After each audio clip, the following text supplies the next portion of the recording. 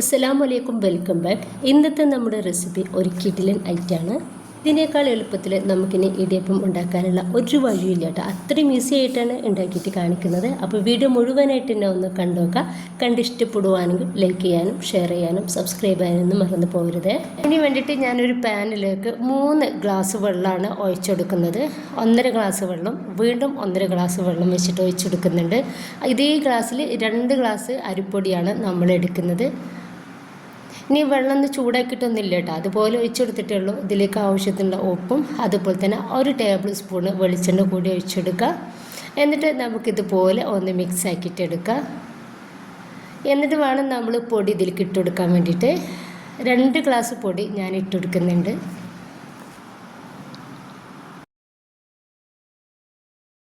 ഇനിയിപ്പോൾ നമുക്കിത് നന്നായിട്ടൊന്ന് മിക്സാക്കി കൊടുക്കുക. അപ്പോൾ ഈ ഒരു പൊടി നമ്മുടെ ഒരു വെള്ളത്തിൽ കിടന്നിട്ട് നന്നായിട്ട് ഒന്ന് കട്ടകളൊന്നും ഇല്ലാത്ത രീതിയിൽ ഒന്ന് റെഡി ആയിട്ട് കിട്ടണം.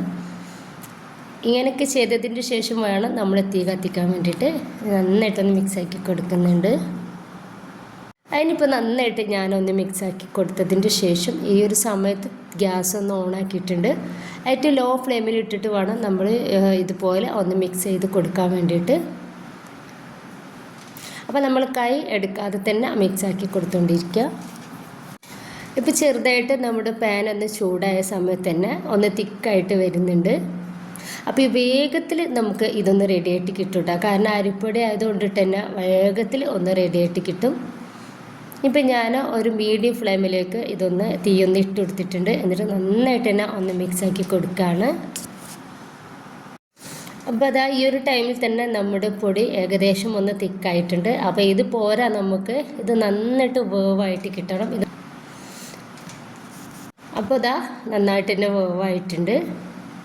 അപ്പോൾ ഈ ഒരു രീതിയിൽ വേണം നമുക്കിത് കിട്ടാൻ വേണ്ടിയിട്ട്. അപ്പോൾ ഉൾഭാഗം ഒക്കെ നന്നായിട്ട് വേവായിട്ട് കിട്ടുന്ന രീതിയിൽ തന്നെ ഒന്ന് റെഡിയാക്കിയിട്ട് എടുക്കണം. ഇനിയിപ്പോൾ ഇതൊന്ന് മൂടി വെക്കുകയാണ്. ഒന്ന് മൂടി വെച്ചിട്ട് നമുക്കൊരു 3/4 ഭാഗത്തോളം ഇതിൻ്റെ ചൂടൊന്ന് ആറിക്കിട്ടണം. എന്നിട്ട് വേണം നമ്മൾ ഇതൊന്ന് റെഡിയാക്കിയിട്ട് എടുക്കാൻ വേണ്ടിയിട്ട്. അപ്പോൾ ഇത് കറക്റ്റായിട്ട് എല്ലായിടത്തും വേവായിട്ട് നമുക്കിത് കിട്ടിയിട്ടുണ്ട്. ഇനിയിപ്പോൾ ഇതൊന്ന് മൂടി വെക്കുന്നുണ്ട്. അപ്പോൾ ചെറുതായിട്ടൊന്ന് ചൂടാറി കിട്ടണം നമുക്കിത്.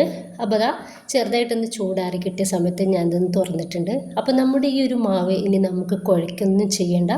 അപ്പോൾ ഇങ്ങനെ ആക്കി എടുക്കുമ്പോൾ തന്നെ നല്ല സോഫ്റ്റായിട്ടും നന്നായിട്ട് വേവായിട്ടും നമ്മുടെ ഒരു മാവിരിക്കും. ഇപ്പം ഞാൻ ഇതുപോലൊരു കവറാണ് എടുത്തിട്ടുള്ളത്. അപ്പോൾ ആ ഒരു കവറിലേക്ക് ഞാൻ ഇതിൽ നിന്ന് കുറച്ച് പൊടിയൊന്ന് ഇട്ടുകൊടുത്തിട്ടുണ്ട്. ഇതുപോലെ ഒന്ന് ഇട്ടുകൊടുത്തിട്ടുണ്ട്.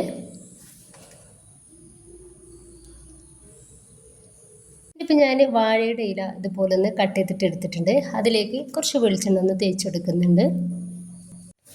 ഇനിയിപ്പോൾ ഈ ഒരു കവറിൻ്റെ അടിഭാഗം നമുക്ക് കത്രിക വെച്ചിട്ട് ഒന്ന് കട്ട് ചെയ്തിട്ട് ഒഴിവാക്കി കൊടുക്കാം.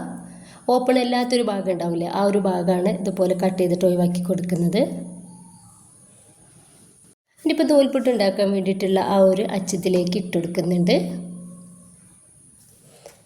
ഇത് കവർക്ക് ആ ഒരു അടിഭാഗം ഞാൻ നന്നായിട്ട് കട്ട് ചെയ്തെടുത്തിട്ടുണ്ട്. ഇനിയിപ്പോൾ ഇതിലേക്ക് ഈ ഒരു കവറോട് തന്നെ നമുക്ക് ഇതൊന്ന് ഇറക്കി വെച്ച് കൊടുക്കാം.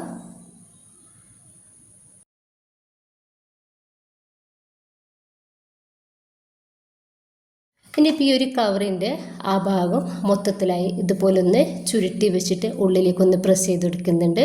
എന്നിട്ട് നമുക്കിതൊന്ന് അടച്ചു കൊടുക്കാം. എന്നിട്ട് നമ്മുടെ ഈ ഇലയിലേക്ക് നമുക്ക് ഈ ഒരു നൂൽപുട്ട് ഇതുപോലെ ഒന്ന് ചുറ്റിച്ചെടുക്കാം. ഇത് നമുക്ക് വേഗത്തിൽ ഒന്ന് റെഡിയായിട്ട് കിട്ടും. നമുക്ക് കൈ വേദനിക്കാണ്ട് അതുപോലെ തന്നെ ഒരിക്കലും ബുദ്ധിമുട്ടൊന്നും ചെയ്യാത്ത രീതിയിൽ ഇത് വേഗത്തിൽ ഇതുപോലെ പ്രസ് ചെയ്തിട്ട് നമുക്ക് എടുക്കാൻ വേണ്ടിയിട്ട് പറ്റും. അപ്പോൾ ഇതുപോലെ ഒന്ന് റെഡിയാക്കി കൊടുക്കുന്നുണ്ട്.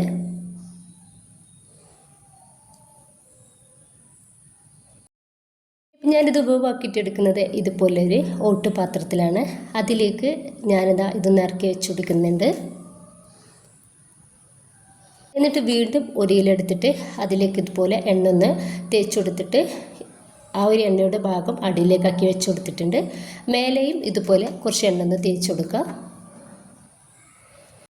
എന്നിട്ട് അതിലേക്ക് ഇതുപോലെ തന്നെ ഈ ഒരു നൂൽപുട്ട് ഇതുപോലെ ഒന്ന് ചുറ്റിച്ചെടുക്കുക. ഇനി ഞാനിതൊന്ന് തുറന്നിട്ട് നിങ്ങൾക്കൊന്ന് കാണിച്ചു തരാം. അത് നമ്മൾ നൂൽപുട്ട് ഉണ്ടാക്കുന്ന ഒരു സമയത്ത് ആ ഒരു നൂൽപുട്ടിൻ്റെ ഒരു അച്ചിൻ്റെ ഭാഗത്ത് നന്നായിട്ട് തന്നെ പൊടി പിടിക്കുന്നുണ്ടാവും. അപ്പോൾ ഇത് ഒരു കുഴപ്പമില്ല കേട്ടോ, നമുക്കിത് ഉണ്ടാക്കിക്കിടുന്ന പോലെ അറിയില്ല. അപ്പോൾ ആ ഒരു നന്നായിട്ട് തന്നെ ക്ലിയർ ആയിട്ട് നമുക്കിത് കിട്ടിയിട്ടുണ്ട്. അപ്പോൾ ഉൾഭാഗം ഒന്ന് കാണിച്ചു തരാം.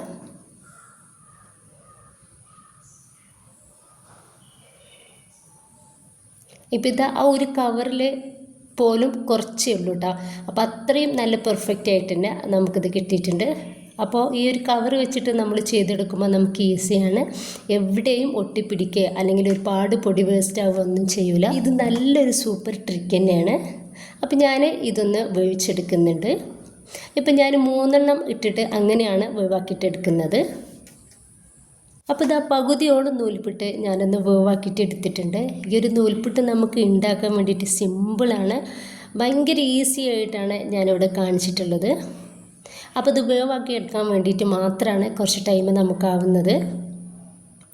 അപ്പോൾ ഇതാ എല്ലാവരും ഒന്ന് ട്രൈ ചെയ്ത് നോക്കുക. ഇഷ്ടമായിട്ടുണ്ടെങ്കിൽ നിങ്ങളുടെ എല്ലാ സപ്പോർട്ടും ഉണ്ടാവുക. ലൈക്ക് ചെയ്യാനും സബ്സ്ക്രൈബ് ചെയ്യാനും അതുപോലെ ഷെയർ ചെയ്യാനൊന്നും മറന്നു പോകരുത്. ഇൻഷാ അല്ലാഹ്. ഓക്കെ.